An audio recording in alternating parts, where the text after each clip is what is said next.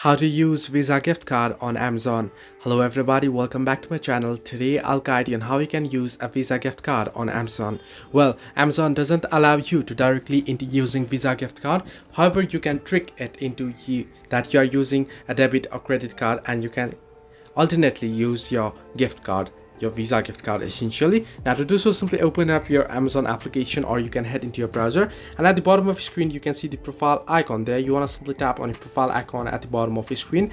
Once you do so, here you'll get an interface like this. You want to head into, scroll down below, and you want to head into your account option, and under your account you want to head into your payments option. Now remember, you don't want to head into redeem gift card option. You don't want to redeem gift card, you want to redeem your Visa gift card, right? But you want to trick the Amazon app into thinking that you're just entering in your debit or credit card. So you want to head into your payments option. Now I won't be able to show you because this screen will turn black due to security issues. So you want to tap on this your payment option here, and once you tap on it, you want to tap on add debit or credit card. Once you tap on it, you'll be prompted to add the card details. You want to add the exact info that is on your gift card, and basically you want to check your balance first as well. So you have to type in your exact balance available on the card. This is an important step, so make sure not to skip this.